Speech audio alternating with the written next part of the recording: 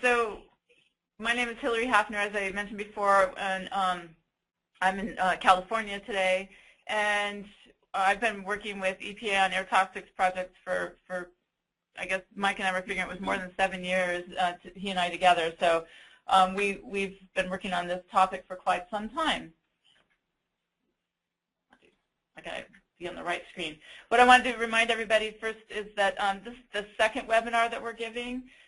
We gave the first one last week, which provided an overview of the topic and also talked about setting project goals and getting started. And today we're going to talk about the monitoring strategy and design, which is really the heart of this topic. And so there's a lot of, it's a kind of a meaty subject, so we've got a lot of material to cover today. And then next Wednesday, we'll cover collecting and quality controlling data, and then talk about data analysis and interpretation. And then Mike McCarthy will finish up the following week on the 14th, providing a summary, which really takes some projects and walks through everything we've covered with examples. So you don't want to miss that one. That's a really great presentation. So I'm going to bear with me while I switch to our other presentation, and we'll get you started. All right. So hopefully we'll keep you engaged today. Essentially, I want to kind of remind folks that were on last week and then present to you, if you're new this week, is this bottom graphic here. You're going to see this periodically throughout our presentation, and it's essentially outlining the process that we feel should be taken to develop a successful project. And what we're going to be focusing on today is sort of right in the center, kind of, again, the meat of pulling together an air toxics monitoring project. But we've already covered talking about establishing a stakeholder group and assessing the issues of concern, setting your project goals, and sort of the iterative process of that. And once we've gone through that process now, we've got enough information to start designing the full project. So we're going to dive in. I guess one of the things that I had written down from talking with the workshop that we did in April was that people sort of want to start here. They want to dive in and start working on the details and thinking about designing their project first. But we wanted to bring to your attention that it was really important to be engaging your stakeholders and identifying those issues and setting your project goals, so that then you can design a project that meets those goals and that you're going to actually end up with something that's really useful. And we also emphasized the fact that this process is iterative, that you're going to have to make some loops back and forth through talking with your folks and thinking about reassessing your project goals in order to design this project. And you'll find that designing the project also becomes iterative as well as we go through this. All right, so these are the topics that we're going to cover today. We'll talk about developing a strategy, how you might select your pollutants of interest, some of the standard air toxic sampling and analysis techniques, how you might select the frequency and duration of sampling, what's the thought process behind that, the importance of getting meteorological measurements at the sites at which you're monitoring, leveraging upon other studies. That seems like a no-brainer, but we always want to bring that up because finances are always, their resources are always short and tight these days. And then finally, making sure that you're building quality into the plan as you go. All right, so developing a monitoring strategy. When you step back in at a large scale and kind of think about what the monitoring strategy is, it's really a function of many different areas. So, for example, you can imagine that developing the strategy is going to depend on what your project objectives are, because we need to understand what questions we're trying to answer and what data are needed to answer those questions. That's going to drive how we pull this all together. The next thing you might consider would be that the size of the area to be assessed is important, because that's going to depend on how many monitoring sites you might need to cover that area. You need to understand the pollutant characteristics that you're looking at, the pollutant that you're looking at, because a pollutant that has a lot of spatial variability might need more monitors than if you're looking at a larger area, than a pollutant that's more homogeneous throughout an area, and then you might need less. So we're going to talk about that as we go today. The number and distribution of sources is important, because that's going to provide complexity to the area that you're monitoring in, and again, that's going to feed into what you need to monitor and where. You need to understand where the existing monitoring is, because again, we want to leverage on those sites, and we also might have good site access already. That's going to help you with your resource management. The number of types of pollutants. With air toxics, we talked about, and we can talk about more today, there's no one method to measure a wide range of air toxics. There are actually several different measurement techniques needed to come across a wide range of air toxics. So depending on the number of those and whether you have particulates and carbonyls and volatile organic compounds and all these different pollutants, you're going to need several different methods, which starts amping up the money that's needed. So that's an important consideration. The other thing is, I'm going to skip one here and say, sampling frequency and duration. Again, you're going to need to understand the statistical power of the data that you need. You might, to answer some questions, you might need a lot more data than to answer other questions. And then that also depends on the pollutant characteristics. If you're interested in pollutants and how they change with time of day to answer a question that you're looking at, then you're going to need to take shorter duration samples, and then that's going to define the kind of methodology that you would use. The other thing I had here was that we need to understand the magnitude of concentration expected, and that's going to drive back to how specific or how sensitive your analytical technique needs to be. Is it good enough to get the pollutant concentrations that you're looking at? And then it all comes down to available resources, and we heard this over and over again in our workshop. And so we've got here, the amount of money that you have, the manpower availability, the schedule, calendar time, how much time do you have to conduct a study. And then I also jotted down the thought of you also need to make sure you have the right expertise on your team that you're pulling together to do these analyses and to set up this monitoring strategy. All right, so we seem to have a lot of lists in this presentation. I was thinking about it in the first session. We had a list of the top several things that were of interest, and now we've got 9 steps for designing an air toxics monitoring project. I guess we all like to come up with lists. So we've talked already about engaging your stakeholders and agreeing on project goals. And then today we're going to talk a little bit about developing data quality objectives. This is the way that you ensure that you can answer the desired questions, that you're collecting data of sufficient quality and quantity to answer those questions. We also, if you think about, we try to come up with a sort of a conceptual matrix that helps you understand what sort of different measurement approaches you might take, how you might evaluate the costs, what resources you have, what schedule you're trying to meet, and then try to come up with a best alternative, and you might have to kind of repeat this process several times. And we're going to talk through an example. I believe Mike's going to run through some example thought process there on how you might think about pulling that together. And then you always need to include a plan that would include using all the data that you have available for data interpretation. And then it's not just the data that you're collecting in this project, but it's data that's available in your airshed and from other studies, et cetera, because all the data you can get is going to help you come up with a better answer. So following on, so number 6, I-START is a very important one. And what we mean here is that you're trying to ensure that you're going to get an answer even if you start your prior understanding, the thought that you had, your kind of hypothesis going into this monitoring project is wrong, because essentially you want to make sure that you're measuring at places that you might not have expected to see a pollutant in addition to the places you did expect to see it, because you might have had the wrong assumptions going in.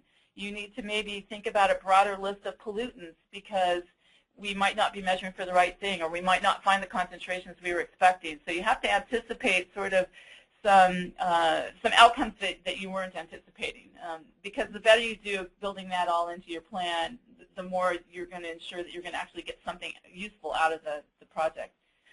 On number 7, sorry, I'm hearing that the sound is very choppy. I'll try to move the phone closer to me and see if that helps. So I apologize. So the other thing that we're trying to do is we're planning for, you need to plan sufficient time for the preliminary results to get out to your stakeholders. A lot of times we sort of push things to the end, and then therefore people aren't getting the information they need, and they get surprises, and we want to try to keep the surprises at a minimum.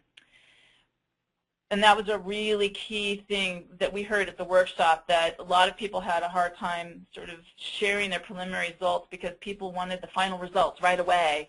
And so we've been emphasizing trying to communicate more frequently with folks, and I think partly is setting up their expectations in a different way, is saying, here's what our schedule is, here's where we're going to talk to you about preliminary results, here's when the final results should be available. We're going to have several conversations along the way. And that if those conversations are conducted, I think that you can have more success in talking with those folks.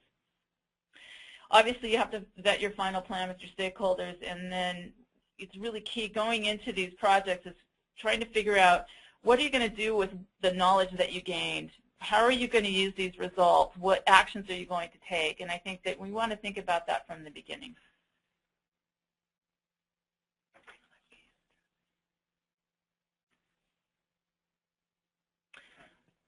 So Hillary, this might be a good time to inject a poll. Okay, let's do that. All right, so we're going to launch a poll that's almost more appropriate for last week, but this is, well, no, sorry, I'm launching a different poll. So just based on the things that we've already talked about, what's the most difficult part of monitoring strategy and design for you? And we're asking this at least partially just to understand what part of this webinar you're most interested in hearing. And I also see that somebody just asked another question. I don't know if I'll try to answer that in the meantime. And just to talk about the different things, data quality objectives are ensuring that the data have a certain quality that are sufficient to meet the questions you're interested in. Developing the measurement strategy, sort of the overall approach, what you're measuring, where you're measuring it, how you're going to measure it. Leveraging existing resources is gathering all of the information and available resources together, and then choosing the frequency, duration, and number of measurements is sort of a specific tactical issue, and what's the best way to design the specific strategy. So, That's great. I'm going to go ahead and close the poll. Oh, we've got only 2/3 of you have voted. Is there anyone else that wants to vote? You have 5 seconds. I still feel it's like American Idol. We need to have the voice of whatever the guy is that announces those, and the polling is closing. Okay, closing the poll. And are people having problems hearing me and Hillary, or just Hillary? I see at least one person was having problems with the sound. And I'm sharing the poll results. It seems like the big picture is the biggest issue, so that's good. We're covering that first. So Hillary, I'm going to turn that back over to you. Get it back to me, thanks. And then I'm assuming, Mike, can you take a look at the question while I'm talking? And if you can't address it, I'll try to address it later. All right. So there's some design issues that we want people to think about as you're pulling together your strategy. It's really important to understand detailed objectives. When are the results needed? What kind of audience is there going to be for the results? Is it going to be the public? Is it going to be just the government agencies? Is it a combination? And so it's important to think about those things. It's also important to understand in your sampling design, when are the impacts of interest going to occur? Again, is this something we're looking at, chronic information, so it's a long-term, annual sort of time frame? Are we looking at seasonal? So, for example, wood smoke occurs in the winter primarily, so you'd have to set your monitoring up for the winter. Is it something that there's going to be daily differences that are important to us? Let's say we're really interested in traffic information, and there's more trucks on the road during the week than on the weekend, so we might want to focus the sampling that way. Are we interested in hourly information? So all of those things obviously come into your sampling plan. Where the impact of interest is relative to the monitoring locations. This is a case where you have to kind of build a conceptual model about the airshed that you're looking at, where your monitoring sites might be. What we mean here is, let's say you might want to be monitoring near a sensitive population of some sort, so that therefore, let's say you were going to monitor at schools or near a hospital or something like that, then you need to understand where the sources of interest are relative to your site, relative to the meteorology that's occurring. So you have to think through that. And then again, I've noticed many times throughout this presentation talking about available funds and resources. We always have to balance that, what we'd really like to do with what we have the funds available to do, and that's always the balance, no matter where we are in any part of what we're trying to do.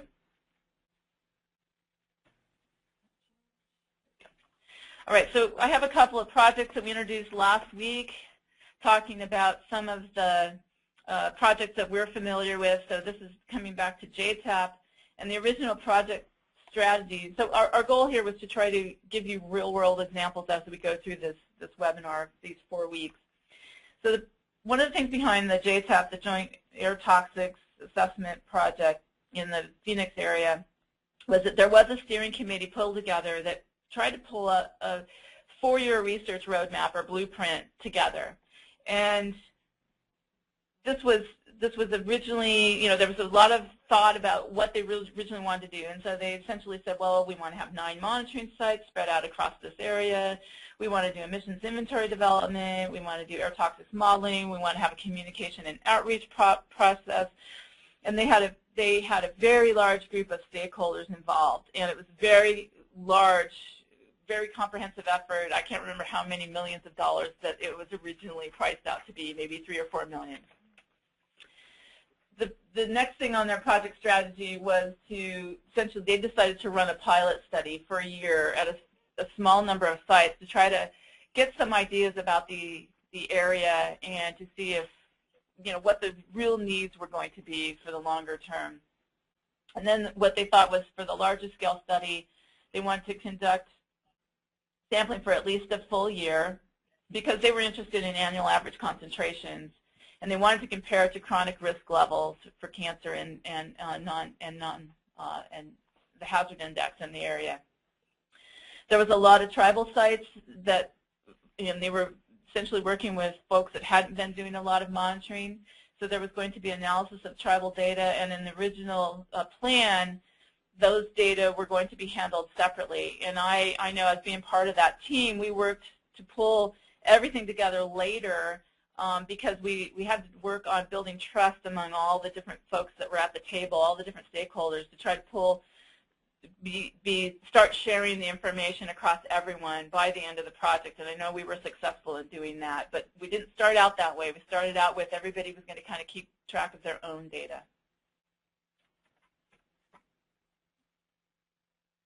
So one of the things that was pulled together in this plan was also a thought about some thinking about the time frame of different actions that were going to happen and hopes and dreams for this project versus the actions. And so they were kind of grouped by, these were sort of human health related actions versus sort of organizational actions.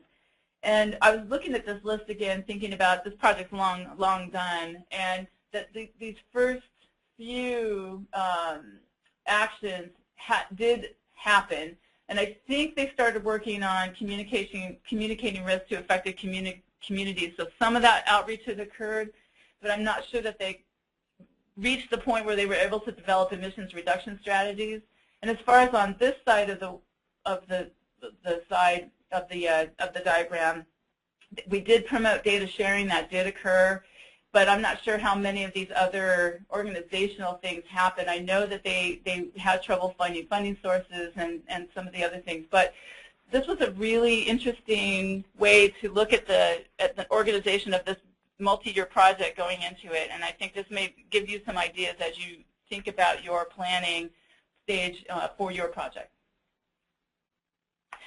The monitoring strategy for Michigan was simple. It did not entail any new monitoring. This was a data analysis project, but they certainly needed to understand the monitoring that had been conducted prior to this project.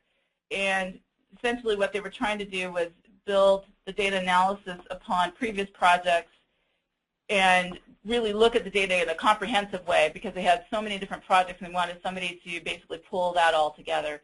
And the graphic that's shown here was essentially trying to address the trends was developed to help communicate the trends in air pollutant concentrations by site in the Detroit and greater Detroit area, so that Michigan could use that as part of some of their communication tools, and it gave them some information that they needed.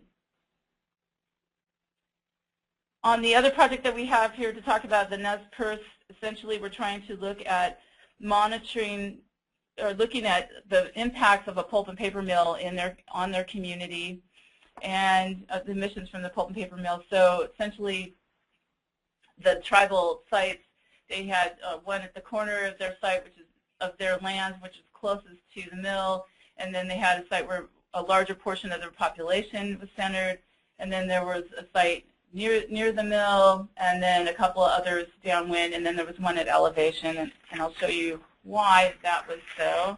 Is that basically they had to take into account, this is the mill here, and you can see there's an inversion. You can see that the winds are carrying the emissions from the plant downwind, and they had to look at site elevation, so you needed to be maybe above or below this inversion layer that was frequently formed in that valley. You needed to understand transport, the typical valley flows along the river. You need to understand where the population was. You need to have access to the sites. And then they also needed to think about impacts on tribal lands. So there was a lot of considerations going on for that, monitoring strategy in that area. And after this, sorry, let me back up. So what I wanted to say is after the strategy was set, the next thing is coming up with data quality objectives. And before we go on, Hillary, let's go ahead and launch another poll on monitoring objectives in general, if that's okay. Perfect. I was hoping that we would get there. Okay, great. All right, so this is just to focus our discussions later on again. We're interested in what monitoring objectives people are most interested in, or project goals, I guess, would be the better thing. And this is based mostly on the community scale monitoring grant project objectives that they've outlined. So emission source characterization, establishing a local baseline of concentrations, supporting health effect assessments, establishing new monitoring methods or trends assessments, and those are all listed. So we'd like to hear from you out there, and if we have a clear winner, then we can focus our future talking on that specific type of objective. Although currently, with 3/4 of you voting, it is a neck-and-neck race among the various methodologies. Very interesting. I'll close the poll in 5 seconds, and you guys will get to see the results.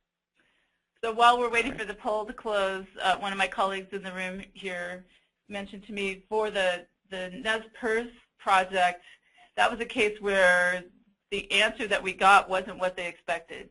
They were expecting to see a big impact from the pulp and paper mill on a couple of different air toxics on their community, and that's not what we found. In fact, we haven't really explained where formaldehyde was one of the pollutants, correct? And I think Mike will actually talk more in depth about that project later on, but that was a case where there was a lot of preconceived thoughts about what we would find, and we didn't find what we were expecting. Right.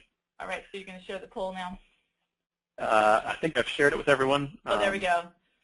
So we got pretty across the board, except for looking at new people don't really want, and this audience don't want to be looking at new monitoring methodologies is what I'm seeing. So everything else seems like it's of interest, so we'll try to keep it broad then. Okay. Yes, thank you. That was good. That was perfect timing. I was hoping that we would inject there. All right, data quality objectives. There's a really nice framework developed by EPA to think through data quality objection process, and it really forces you to think about the details of your project, and I think it's a really useful process, and there's a lot of help out there. But bottom line is you're trying to provide data that is sufficient quality to help you in your decision making, and that seems like a no-brainer, but it's actually quite difficult to do. You really need to think about it. So there's a few slides here that give you a really good thought process of thinking through how are we going to get the data that we need. So first, it's pretty simple. You just need to concisely describe the problem that you're going to study, but that's sometimes harder than you think. Trying to describe your study in a sentence or so is often really hard. It's hard to be concise than it is to come up with several paragraphs. So I thought that was really good. You need to boil it down to what's the main thing that you're trying to study. And then I think you really need to think about why new data might be needed, because do we have enough information already to answer these questions? And so that's something to think about. And then we need to think about what actions are we going to, might come out of this, of the decision from the data that we're finding. And again, I think that that's a really good thing to be thinking about. The next step is identifying your inputs to the decision. And in this case, I think I was really focusing here on what measurements or do we need to resolve the decision statement? You know, what do we need to answer those questions? Defining the study boundaries, we've talked about a little bit, setting the time periods, where and when you're going to collect data, and we'll talk about that.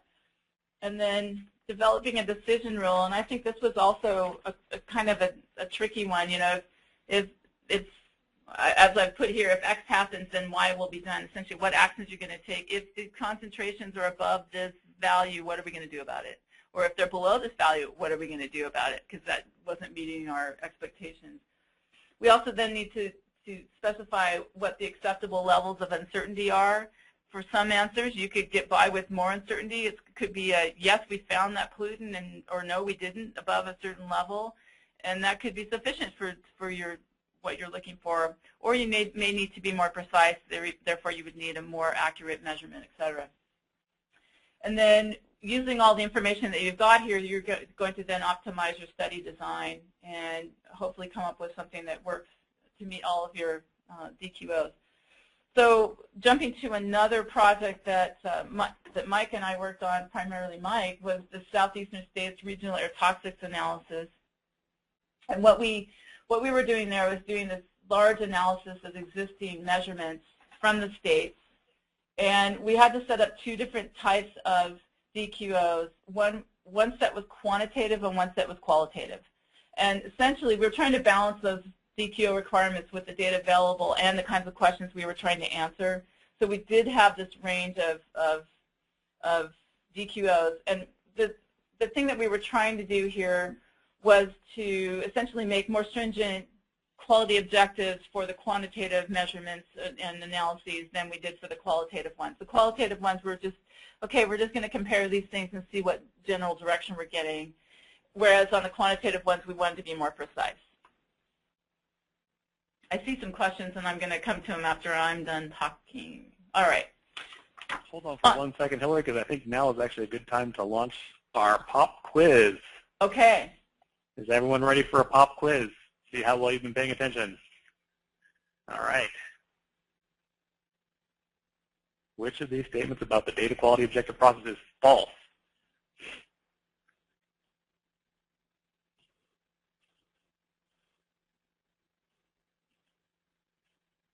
All right, we've only got like one vote so far. Kind of hard. That's a tough question.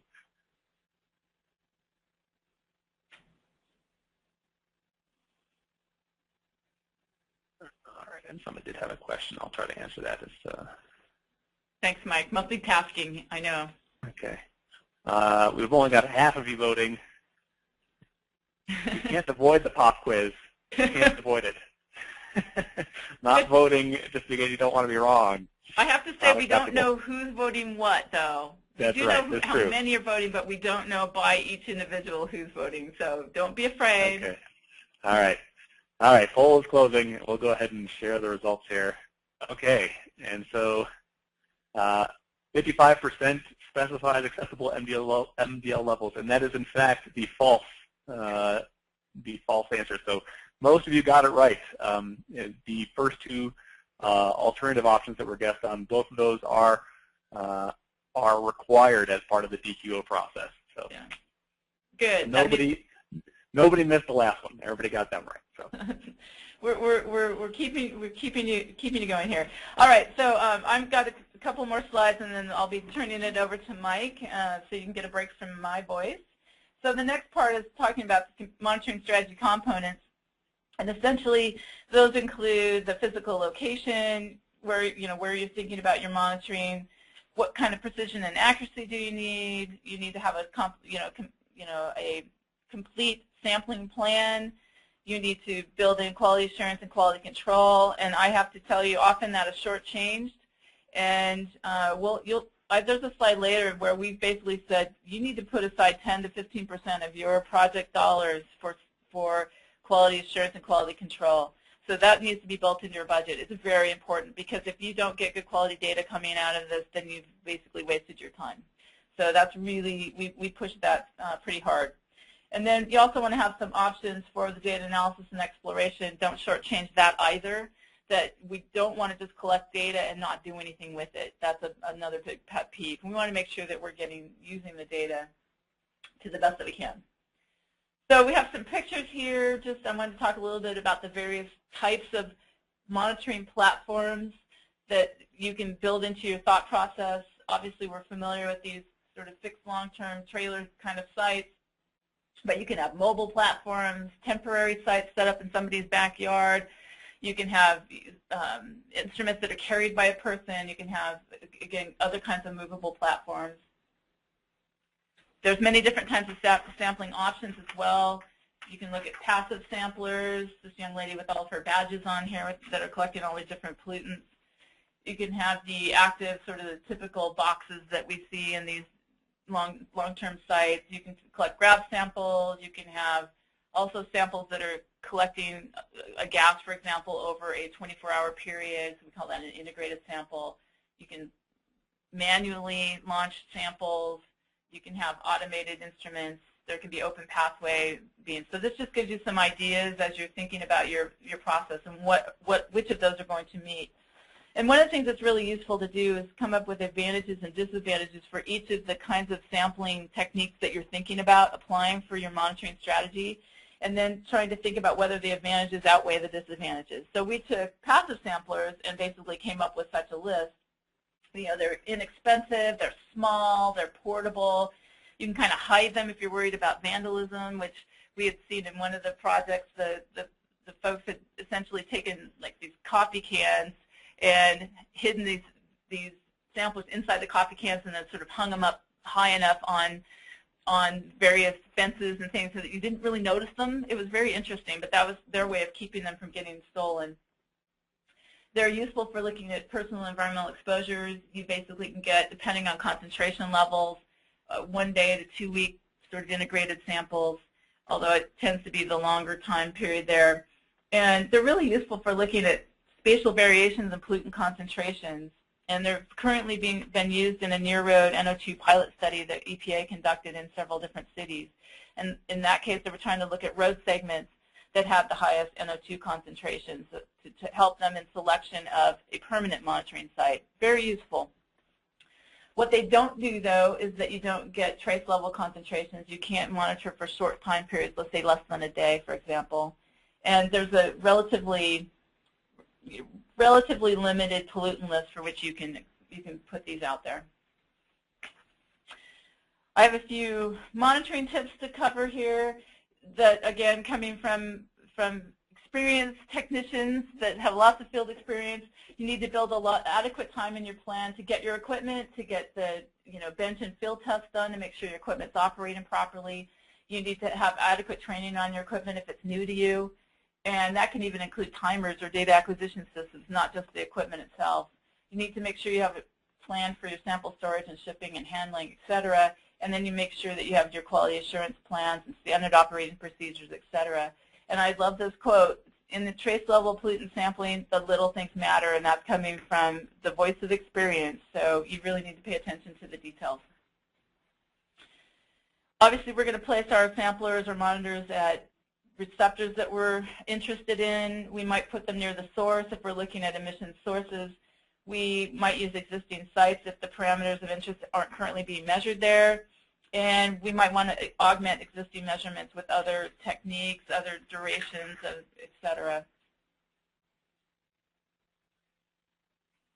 So a question often comes up: how many sites do I need? And I know in one study I was involved with in Wyoming, one of the stakeholders wanted a sampler every square kilometer, and we had to explain that the spatial variability in those pollutants didn't match the need to have one every square kilometer, plus we couldn't afford it. So again, it comes down to resources, and including your funds and the people that you have available, the distance between your source and receptor, and the reactivity and other trace of the pollutant that you're looking at, whether or not you need background measurements, something that's not affected by the source that you're looking at, or to set some background level that you're going to compare against. You might need to have a monitoring site somewhere outside of where you're looking. You need to think about predominant winds and sort of the situations that you're concerned with, what kind of gradients you might have in the pollutants, and we talked about that in last week. And then also, how many data points do you need to get the statistical power for your results? And then this is just going to be, I'm not going to talk about this. We're going to leave this in here as just information for you for looking at sort of the scales of different pollutants, different monitoring scales. And I believe with that, I'm going to turn things over to Mike. Mike, I think you now have control. I am all right. I have the power. Let me see if I can go backwards and forwards on this. Okay. Yay! I can. Hooray! Okay.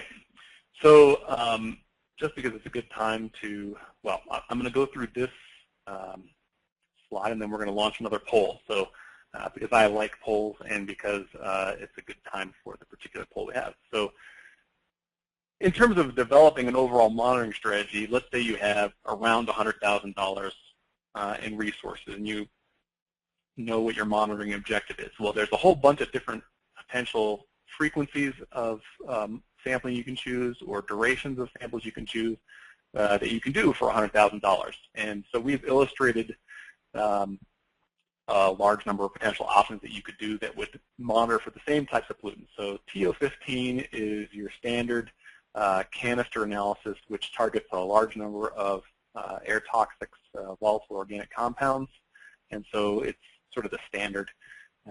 And in routine sampling, it is often run at 1 in 6 day frequency, and it's 24-hour averages. And so if you have 1 in 6 day sampling and you have 24-hour duration samples, that's 60 samples per site. For $100,000, you can operate about 4 sites, and that's for more or less analysis costs alone. So not including labor or existing, having to put up a monitoring site or that sort of stuff. But analysis costs and sampling costs about $100,000. Okay.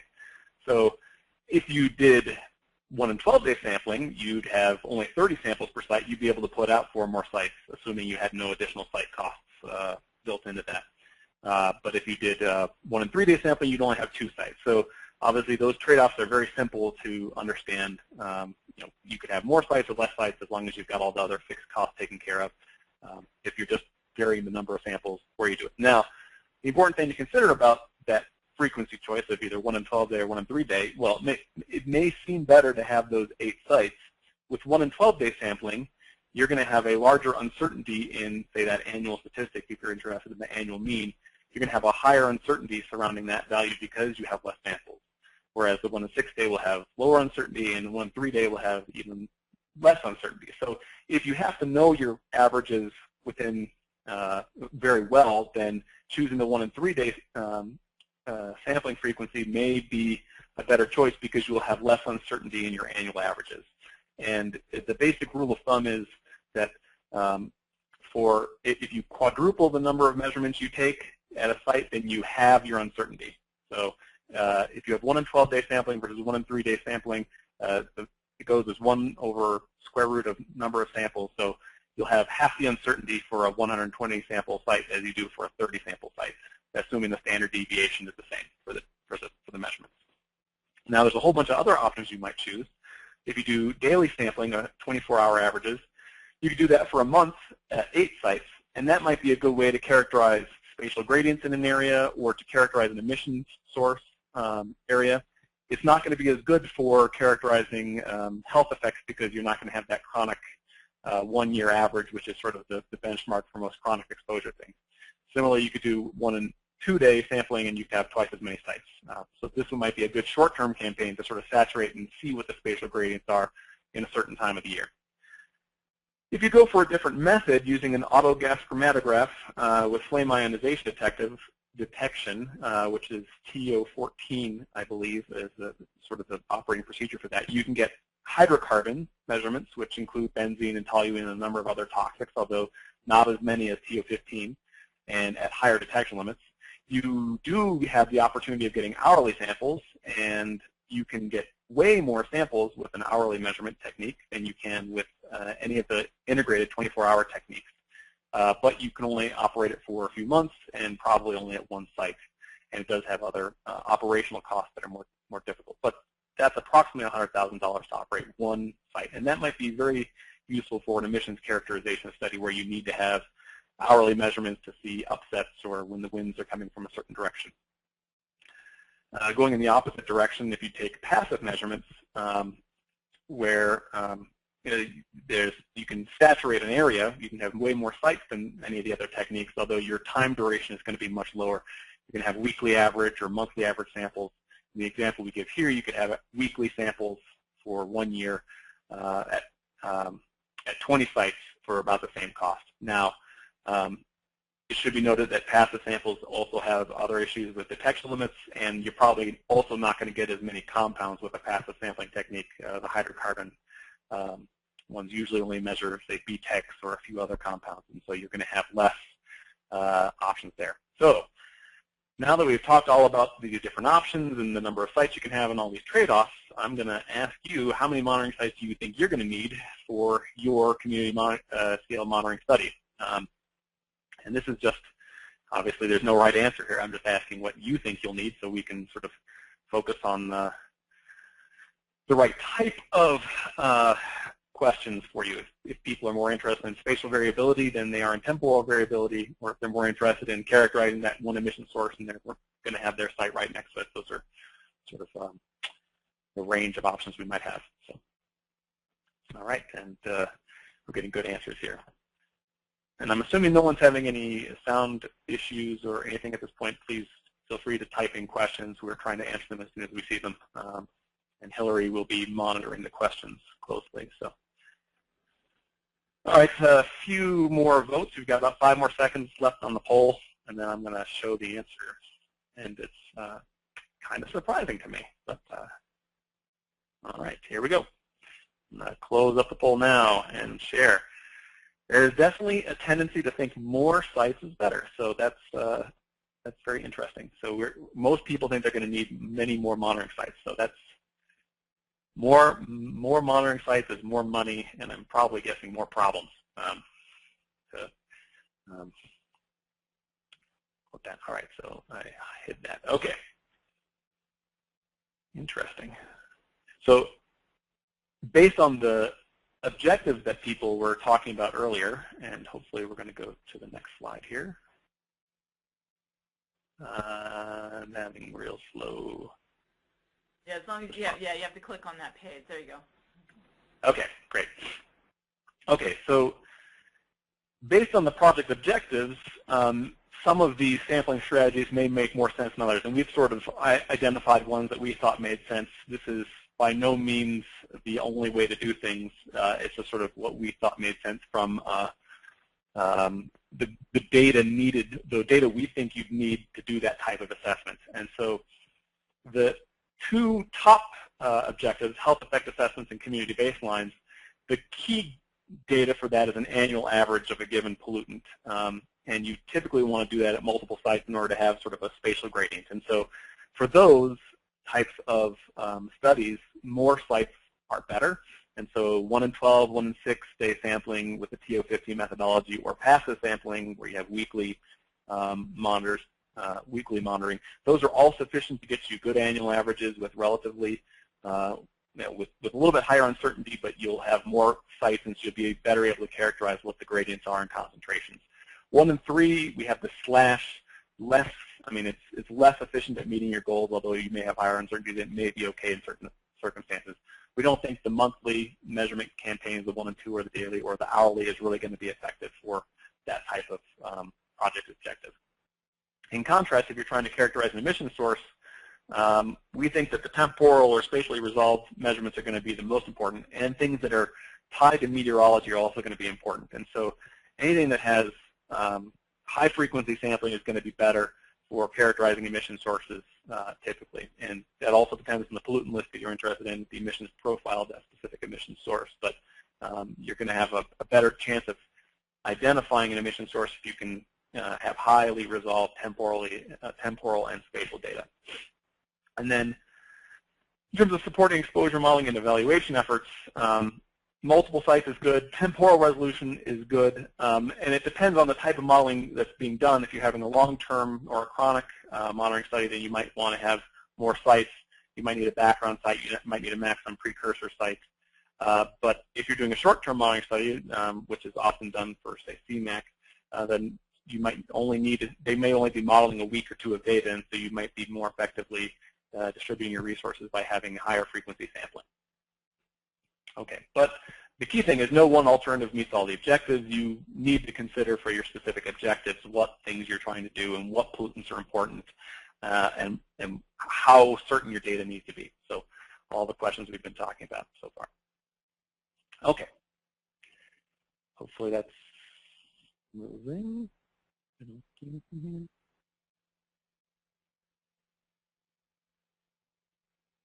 Okay, I'm clicking, nothing's happening. Okay, great. Okay, and there is a question. I'm assuming that Hillary is going to answer that. Yeah, I'll try. Okay, all right. So this example shows how one might think about placing new monitoring sites or new monitors if you're not going to use an existing monitoring site. So typically one of the objectives might be to characterize where people live, what the concentrations are for, say, health effects or a community baseline study. So on the left, we're showing a map that shows the population density in the Raleigh-Durham area as a function of total population. And on the right, we're showing it for sensitive populations, in this particular case, for children under the age of 5. And you can see that depending on what the goal of the monitoring objective is, if you're just trying to characterize the overall population, then you'd probably place your monitors slightly differently than if you were most interested in characterizing the effects on children. And for certain pollutants, like lead, this may be more appropriate. You'd want to look at children that are going to be more affected by it because they have lower body weights and they're going to have lower, their relative exposure will be higher, or they're more sensitive to that specific pollutant. So this is one possible thing to think about when you're designing your monitoring placement. Of course, there's other types of sensitive population, the elderly for respiratory or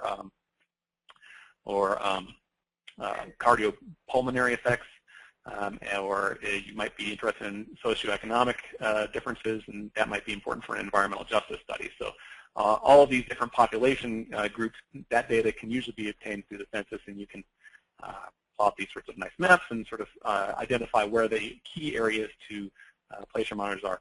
And if you have a GIS specialist, you can layer a whole bunch of things on top of each other and weight them all and see where the ideal placements for your monitors are if you have multiple monitoring objectives or sensitive populations that you're interested in. Okay. All right, so selecting pollutants of interest, this is, I mean, in general, these are going to be defined by your project goals, your project objectives.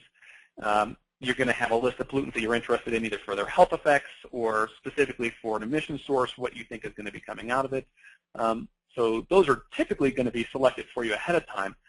But it's also important to think, are there additional pollutants that would be helpful to meet project goals that are not toxic or that are available through your monitoring method that you can get for a relatively low cost or something like that. So, and the reason we're bringing this up is because additional pollutants that are not air toxic can often really help you meet your goals.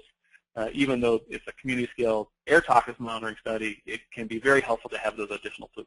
For example, for validating emissions profiles, a lot of the things that come out of individual facilities may not be toxic, but they'll vary characteristically with the toxics of interest, and therefore they'll be helpful for source apportionment or just identifying an emissions profile. They can be helpful for removing confounding factors, other pollutants that some pollutants are emitted by many sources, and so having other species that are unique to individual types of emissions can be useful for characterizing which source is contributing when. and again, providing adequate data for source apportionment or unique tracers. It's really helpful for emissions work, or it can also be helpful for characterizing when meteorology is important, or when other things are driving the variability in the data. Okay. And so we're going to have a whole bunch of examples of this. Now, of course, your measurement technique that you choose, or techniques that you choose, are going to define, at least partially, the time resolution and cost and specificity of your analysis. But typically, if you talk with the analytical folks, they can change things around a little bit. They can tweak their methods to focus in on your pollutants of concern, or to lower their detection limits, or to do certain things, reduce the pollutant list, or expand the pollutant list. There's a lot of things that can be done. And so if you talk with your analytical people, they will tell you that there are some things that can be done to improve the data for your specific project, as opposed to just giving you the routine thing. So making sure that your detection limits are sufficient to quantify your levels of concern is a key thing. If you're trying to do a health assessment and your detection limits aren't low enough, you may not be able to say whether a pollutant is of concern or not, because they're not low enough to identify that if the pollutant concentrations are below that level of concern, are below that detection limit. And oftentimes, if they reduce the pollutant list, or if they do a specific type of analysis with the same monitoring technology, they can improve their detection limits at because they either will cost more, or they will reduce the pollutant list in order to do that for you. Another thing to consider when you're talking to your analytical laboratory is, are the data reporting practices consistent with your needs? And really what this is getting at is, some laboratories will not report anything below their reporting limits or below their detection limits. They'll just say all that data is, that it's below this level, but they don't say what that level is. And so that may not be what you need for your particular study. So make sure that up front you understand what their data reporting practices are, so you're getting the information you need out of them at the levels that you consider appropriate. Of course, taking into account what their concerns with not reporting data below those levels are. And then specifically getting into chemical tracer species, there are a number of species that are very good markers, or even unique markers for individual sources, and there's a list of them here. Most of these aren't actually toxic species. Sulfur dioxide is a criteria pollutant. It's not a toxic. Aluminum and silicone and calcium are not toxic, but soil has manganese in it, which is a toxic. High sulfur content fuel combustion may be related to diesel fuel, so it may be a good tracer of diesel. Whereas nickel and vanadium are good tracers for heating oil combustion. So having those chemical markers available, even though they're not toxics, can be a very useful thing for identifying individual sources. And if you're using TO15, typically the list that I've seen is about 60 pollutants, but you can get over 150 pollutants using TO15, although it may cost you a lot more money to get that. So if you can expand your list of pollutants for low cost, then it might be worth considering having a wider range of species, so you can get that chemical profile of interest, or characterize a greater number of pollutants, even if it does cost a little bit more money. Okay. And I'm going to try to move on here. There we go. Okay. Now, we talked about this in the first presentation, but really there's no one air toxics methodology that is going to meet all of your needs if you're trying to characterize all of the air toxics. Because the air toxics are in so many different chemical and physical forms, you can't measure them with any one technique. TO15 is sort of the broadest technique, but it only really measures volatile organic compounds, gases essentially. It can't measure semi-volatiles very well, and it can't measure it doesn't do carbonyl compounds very well, and it doesn't measure metals or some other species. So, you can't measure everything with one technique. So you have to also consider how many different techniques do I need to employ in order to measure or to meet my project objectives. And so we've listed TO11, which is typically the dinitrofenylhydrazine, the DNPH cartridges used to sample formaldehyde and acetaldehyde and some other carbonyls. TO13 is used to measure pHs. That's the XAD puff technique. And then there's TO15, which I just described. It can target 97 of the compounds on the list, which is certainly the broadest, although typically I do want to say that I rarely see more than 30 air toxins actually targeted on a given, when I've seen this. There's very few labs that actually do try to, or actually do routinely report all 97 air toxics on the TO15 list. So one needs to consider that. What actual pollutants are going to be included. So you can expand or shrink the list depending on the actual project goals. And I think I hit the button, but it seems to be very slow. It's trying to begin. You're trying to get to change the slide? Yes, there we go. Just a little bit laggy right now. Yeah. Okay. And then there's also some methodology for characterizing metals in particulate matter, which are of concern. IO3 is for the collection of the filters, and then there's a whole bunch of ways to speciate the PM. For the metals, there's XRF methods, and there's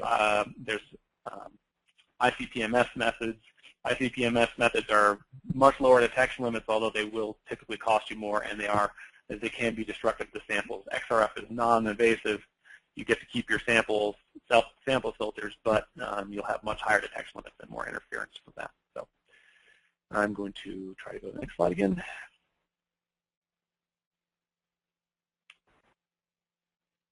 Okay, I think it's going now.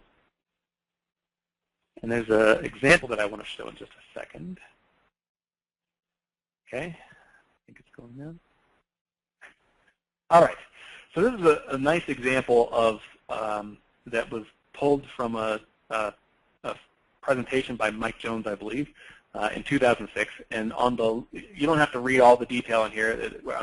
The key point is that there's some priority hafts on the left-hand side that have been mentioned as potential health risks, and there's some cancer risk thresholds and non-cancer thresholds that have been associated with that, and there's some modeled risk values and some non-cancer risk values on the right-hand side. But in order to capture these, I counted, I believe, 24 pollutants. There are on this list 13 different methods that are used to measure those 24 pollutants.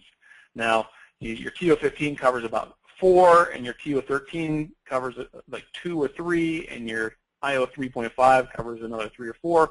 But all the rest of them are essentially, individual monitoring methods for each of these different pollutants. Now, most of those pollutants are also not routinely measured because having 13 different analysis techniques at one site is typically not something you're going to have funds to do.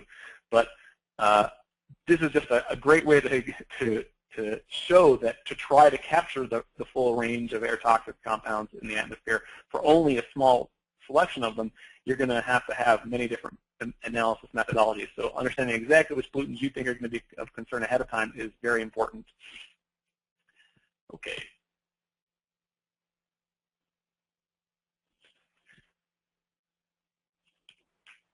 All right. There we go. And not only are there a whole bunch of different analysis techniques and sampling techniques, there's also sampling and analysis issues with some of those techniques that, some pollutants that we know are problems are very difficult to measure.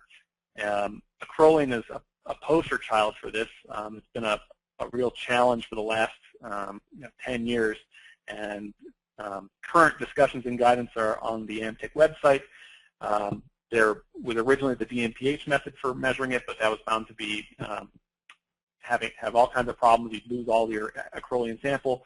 The TO15, the canister method, was developed to use it. It was a target compound on there, although there have been issues with some canisters having ingrowth of acrolein, so positive biases for that. So really, there's still a lot of work to be done on hammering out acrolein and how to measure it. Hexchromium is a pollutant of concern, especially near plating facilities.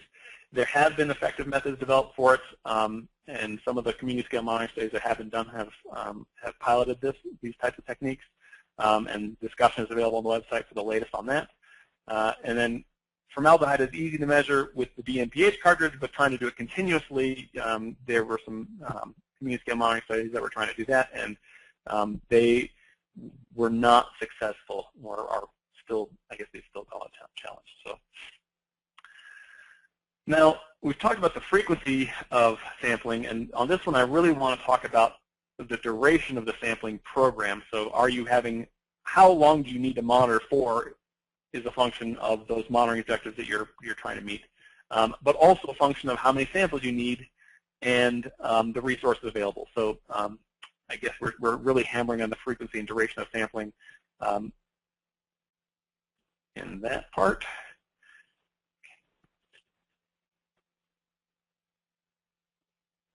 Okay, and now the next couple slides are just going to compare, once again, what the pros and cons of a more continuous methodologies are versus the integrated 24-hour sampling. And as we talked about the project objectives before, really the continuous data are most useful for doing things like wind sector and trajectory analysis, matching them up with your local Met site. You can really identify where pollutants are coming from. Investigating diurnal variation, obviously if you're trying to identify something with emissions activities that change on a daily scale, then you need to have sub-daily data.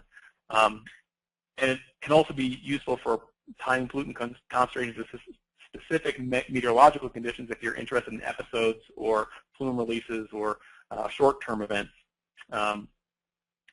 However, you can't measure all species using continuous methods, as we talked about on the last slide, and you may not have the same a number of pollutants that you can measure given a given continuous monitoring method that's analogous to the integrated samples. And if you are doing the 24-hour measurements, you're typically going to be able to get more species, so you're going to be better able to chemically match with emissions profiles. They're typically easier to operate, or they're more routinely operated, so people are more familiar with them. Since sampling and analysis usually occur in different places, you may be able to place them in more monitoring locations or with fewer shelter requirements. Somebody just speak there? All right, okay. And obviously, if you're running your 24-hour samples, your temporal coverage is going to be less good than your continuous methods. You are going to have a lot more difficulty with doing trajectory and wind sector analysis because a 24-hour measurement, you're going to be averaging all kinds of daily differences in wind speed and wind direction together. And obviously, you can't do diurnal analysis at all. Okay.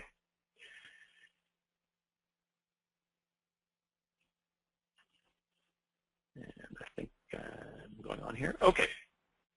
And so just to say it one more time, really the emissions characterization is what is going to benefit the most from having high sampling frequency and short duration samples and large sample sizes, whereas all the other types of project objectives we talked about are relatively well met using the longer integrated techniques, especially when you're trying to do annual averages. And that seems to be mostly what people are interested in. So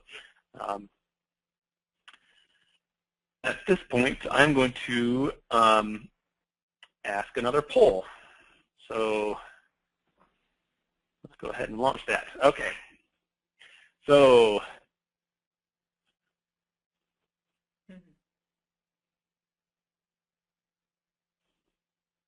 we'll see how many people have been paying attention. So this one looks like there's no wrong answer either. Well.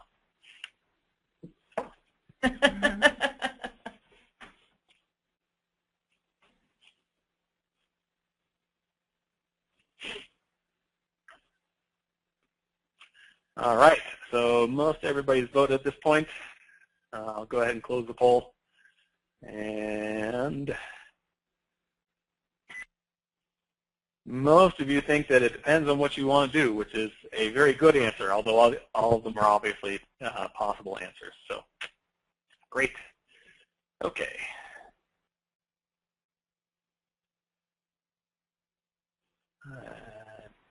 I hid the poll. I'm not seeing the screen pop back up. Here we go. Okay.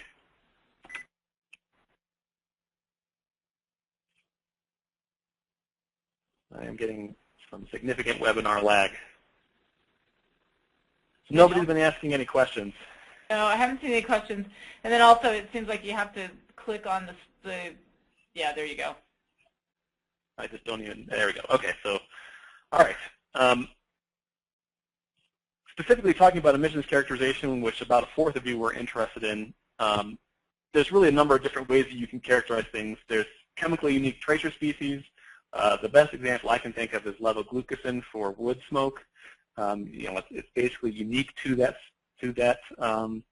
source, but in the typical root monitoring methods, there aren't very many chemically unique tracer species that you're going to get. So you might have to have an additional methodology to have those chemically unique tracer species.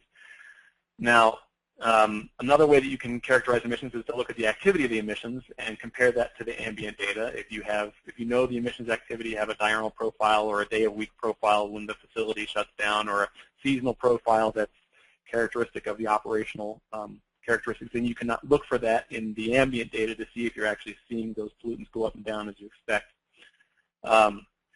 If you have high-resolution data, meteorological analysis is a great way to identify the direction that pollution is coming from when it's highest, or to look at trajectories to see exactly where, when pollution is high, where did those air parcels come from.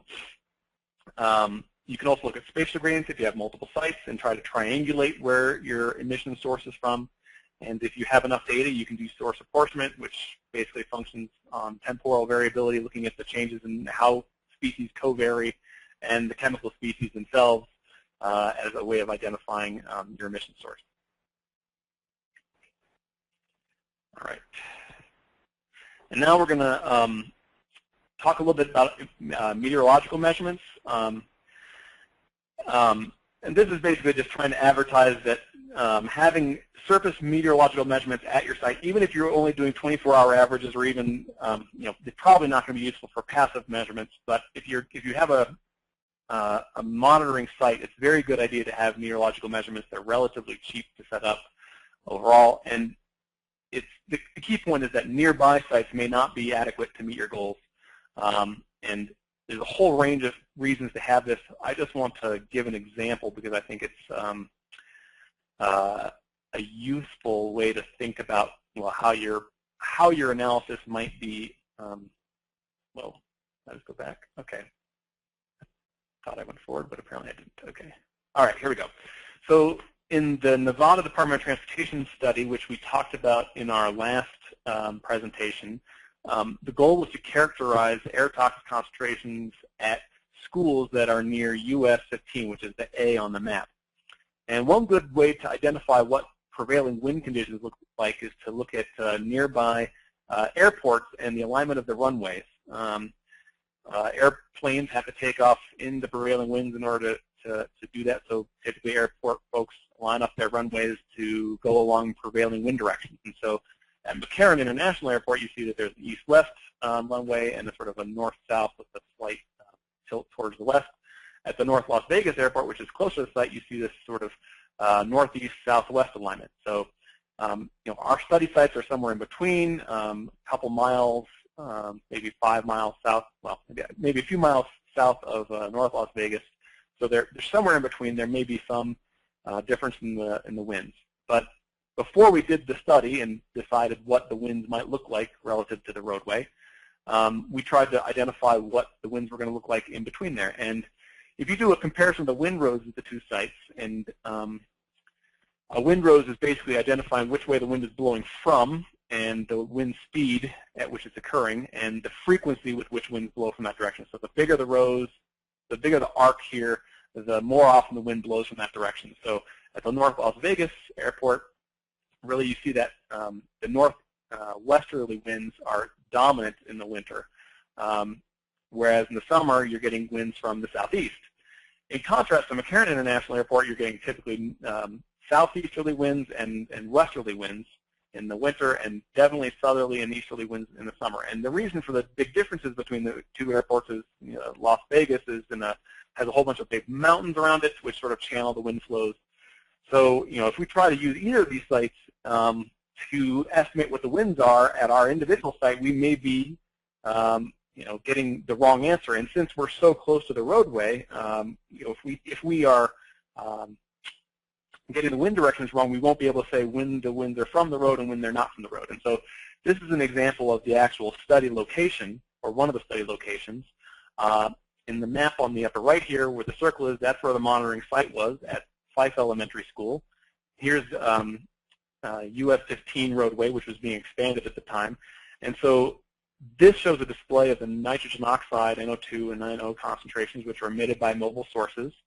And this is an example of the winds that were measured at the site. And this is, I'm not exactly what this type of chart is called, but the bristles point in the direction towards which the wind is blowing. So this big spiky business right here, the wind is blowing towards the school, whereas down here the wind is blowing away from the school. So this arrow is showing when the winds change from blowing towards the school to blowing away from the school. In other words, when the winds were blowing from the roadway towards the school, you get high concentrations of NOx, and when they're blowing away from the roadway, you get low concentrations of NOx. And so we were really able to identify, the contribution of the roadway to nitrogen oxide concentrations when the winds were specifically from that roadway or not. Okay. And I think this is my last slide, and then I'll be handing it back over to Hillary. So one last thing to consider, and this is sort of a less used technique in meteorology, but it can be very helpful for identifying certain types of study phenomena, is upper air meteorological measurements. So typically you have surface meteorological measurements, which are measuring the wind speed and the wind direction at the ground. A radar wind profiler can identify what the wind speeds and directions are looking like above the ground as a function of height above the ground, and it basically, that helps you to characterize the mixing height, which is the part of the atmosphere near the surface where the concentrations of pollutants are relatively well mixed. And so if you have a high mixing height, then you're going to have lower pollutant concentrations because there's more dilution, and if there's a low mixing height, you're going to have higher pollutant concentrations because there's less dilution. And the wind profiler can tell you what that mixing height is as a function of, it can do soundings hourly or so often. And so in an area where you know that the mixing heights are important in terms of your concentrations, it can really help to characterize that phenomenon. It can also help to identify or understand pollutant transport. Winds aloft may be going different directions or coming from other places, and so when the mixing heights go up and down, you have mixing across those layers, and that can help to understand pollution that's being transported from other areas. And it can also be very helpful for evaluating air quality models, which have different boundary layer heights. If they're getting their mixing heights wrong, they're going to get the pollutant concentrations wrong, and that may cause you to make errors in identifying how important pollutant concentrations are. And with that, I'm ready to hand it over to Hillary. Thanks, Mike. I think that we could probably, while I take over the keyboard, I think there was another poll we could launch. Sure. On Surface Met, I think. Yes. Great. And this one got a little bit truncated, so that first answer is understand diurnal changes in concentration associated with meteorology. The other ones I think are relatively, there you go. So let's go ahead and read it since this is being taped. Okay. So what do you see as the most important use of surface meteorological data? Understanding diurnal changes in concentration, correlating observed concentrations with known emission sources, assessing trajectories in transport analyses, supporting emissions inventory analysis, or assisting with model evaluation. Oh, good. We still have people awake. That's great. We only have a few slides to go. I think I have maybe 10 or 11 slides, so we're going to wrap up here shortly. But we appreciate everybody's attendance so far. Haven't had any new questions. Okay, polls closing. So most folks are correlating it. It's the emissions characterization. Which is consistent with tool. the earlier interest in emissions, right? Yeah. Okay. Again, there was no wrong answer here. Great. Well, good. That seems like there's a good understanding of using surface met data out there. So this is great. All right. So we're going to jump back into now showing a couple of examples, or one example here on monitoring strategy for JTAP in the Phoenix area. Basically, this map here is showing, it's probably a little hard for you to see, but there's a few sites showing up as far as where the monitoring was occurring in the long-term study. And essentially, there were 9 monitoring sites planned, but the final decisions about monitoring placement essentially came down to jurisdictional issues, available resources, whether or not they had monitoring equipment available, and as with any study, compromises had to be made. And so essentially what happened was, with the initial study, 3 sites were used in the pilot and 7 were used in the long-term study. The most important thing, this is a case where we had the opportunity to perform a pilot study and test things out to begin with. And the most critical thing that happened was that the pilot study found that the detection limits from the first lab used were too high for this study, because the pollutant concentrations were perhaps lower than we might have expected. And so for the second go-round, we found a new lab and worked with them to come up with lower detection limits. And so that was a critical bit of knowledge that we gained from the first go-around. You don't always have that, I guess, that luxury, but one of the things to think about is if you've collected a little bit of data and everything's coming below detection limit, you should stop then and readjust, as opposed to continue going on and getting nothing to begin with. So this is the kind of thing that we really need to be on top of the data as we're going, especially when we start a project, and we'll talk about that in one of the next sessions. All right, leveraging, we've talked about this a lot. Again, we just never have the resources that we want to be able to do the kind of complete monitoring study that we want. So leveraging is very important. It's going to help you extend your resources. So one of the things that came across from looking at previous community scale or toxics monitoring was that you need to be familiar with the lessons learned from previous studies. And I'm going to end with a few lessons learned.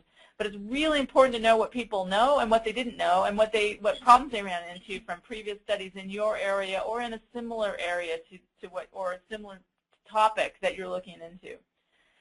And there's often been previous studies or previous data available that you have to be able to dive into and try to understand before you launch your own study. Then if you have the opportunity, you should also design your study around your routine monitoring that's already occurring. Make sure that, for example, you're sampling on the same days as when periodic measurements are being made at other sites. Let's say there's speciated particulate matter data being collected. Make sure you're on the same sampling schedule. It seems like you would always know to do that, but it often doesn't happen. People don't think that all the way through. So make sure that you're thinking through that kind of detail.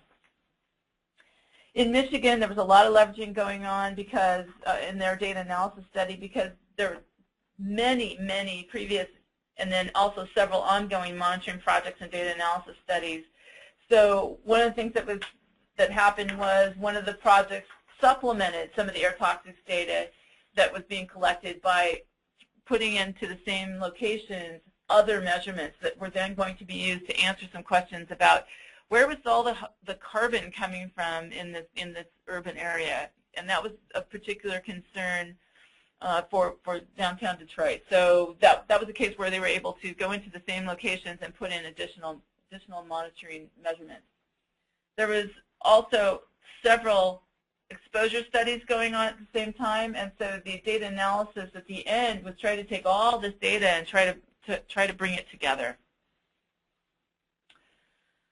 For the Nez Perce site, there was a previous study in 1990 where they were looking at chloroform concentrations near the mill. There was then some mid-90s where they followed up and looked at 5 hydrocarbons in the area. And then there was another study on mill emissions in 2003, and all that knowledge went into then also looking at what pollutants should we be monitoring for in the study that was it 2008 or 2009, something like that, Mike? And so they were basically needed to understand the previous data and previous analyses prior to launching this, and we still have surprises, so that was a very interesting study. So we've talked quite a bit about resources, but also about quality, and quality is very, very important to be built into your plan. Again, you want to ensure that you're getting the data that you need of the quality that you need to answer the questions and to give your decision makers confidence that they can make a decision based on what you're finding, and that's really, really important. And again, it's really easy to sort of give it short shrift. So here's that, budget for quality assurance activities should be 10 to 15% of project dollars, and this is based on a lot of experience by folks that have run field studies. So you need to make sure you've built that in adequately to your project.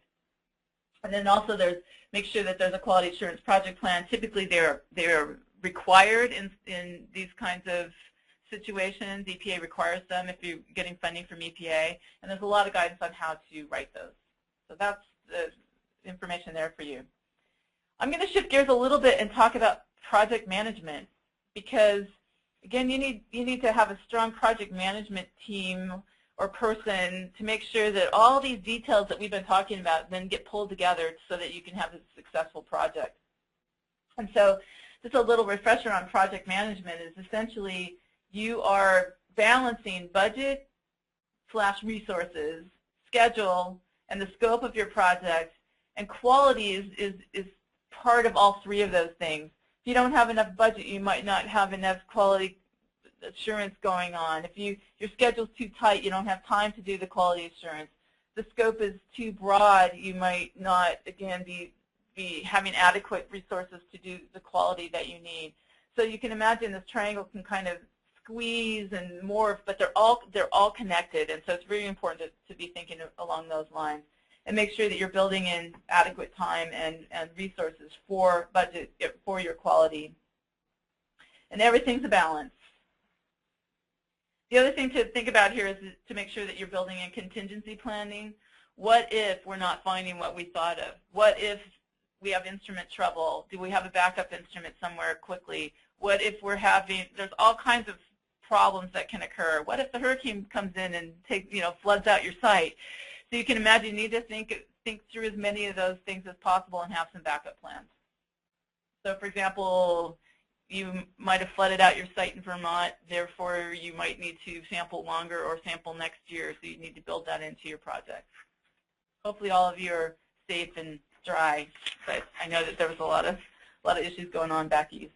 All right, project management, there's a term called SMART, which is essentially a way to help you run your project, set your goals, and designate tasks. And essentially, there's many different definitions for SMART, but essentially you need to have specific goals, they need to be measurable, they need to be attainable, they need to be realistic, and they need to be timely. And running your project with all these things in mind is helpful, and I liked all the adjectives that I found that related to the same letters. Some of these are just kind of tuck away and take a glance at when you're in the middle of your project. The other thing is that you need to have a really strong leader to run your project. And in the workshop, we talked about this, that there's a lot of decisions and a lot of communication that needs to occur, so you need to have somebody who's a good communicator and a strong leader. And we've talked about managing expectations, and that's really important. You need to have a well thought out project plan and have that communicated to folks and really lead people through what to expect and not to expect from the results of the data. What can we and can't we do? It's equally important to talk about what won't be done as it is to talk about what will be done in a project, so that everybody's on the same page and they're not assuming that, oh, well, they didn't talk about this, but I'm assuming that's all happening. And so it's really important to have all of that out on the table with your whole team and your stakeholders. And then clearly you need to be leading people through your plan. And then the other thing is that you want to make sure that got everybody who's on your project is accountable for what they're working on, and help, as a good leader, you can help encourage creativity and innovation, make sure that they're getting the job done. And, you know, for example, if there's an instrument problem, you've got somebody who's a really good problem solver in the field, can really step in and, you know, with twine and baling wire, make everything work. So that's important. We keep stressing communication. You need to be talking with your team and your stakeholders early, and talk with them often, and talk with them more than you think you need to be talking to them. And then also use multiple approaches for that communication, because some folks work best with their cell phone or their email or text, or you sort of have a website. You need to think about the ways that you're going to communicate with everyone. And at the workshop, we found out that communication seemed to be a real challenge for several folks, especially when they were dealing with the public or with media, because often there were some adversarial folks that were pretty hard to talk with, because they just wanted to kind of be heard and have their, you know, say their piece, and really didn't want to be, they didn't want to have a conversation. They just kind of wanted to pontificate a bit. And so there was times when a couple of the groups that had projects, they were reluctant to talk and share results early, because they had folks that they just really weren't having a very good time communicating with. And so having a plan with how to deal with that is important. And some of the risk communication techniques that I talked about a little bit last week would be useful in those situations, and getting some risk communication training might be helpful. So I have 3 more slides here before we wrap up. And essentially these are looking at the community air toxic studies that have already occurred. We were trying to build some of the lessons learned from those, and I also added some from the workshop, from some of the discussions that we had with folks that were in our audience at that workshop. And we learned a lot from them. We've been trying to build some of that into our presentation.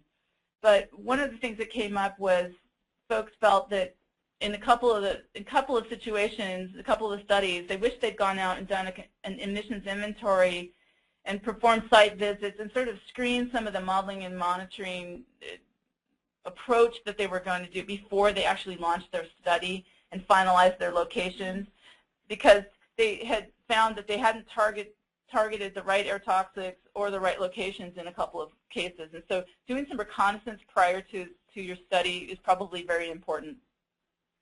They also, you've heard from Mike and I both, that making sure that the laboratory and the method that you're using gives you the detection limits you need is very important. If you're concerned with a certain chronic risk level of a pollutant, and you need to make sure that the laboratory can give you, that you're sampling with the correct duration, method, et cetera, so the laboratory can give you concentrations below that level of concern, so that you can basically either know that your concentrations are below that level of concern and measurable, so that you're getting real data that can be used. And that takes some time. It takes some talking back and forth with the labs. You also need to be able to understand your area to be monitored, what the sources are, what the concerns are in the community, et cetera. So that's another important thing. And then getting the right people to develop your strategy is important.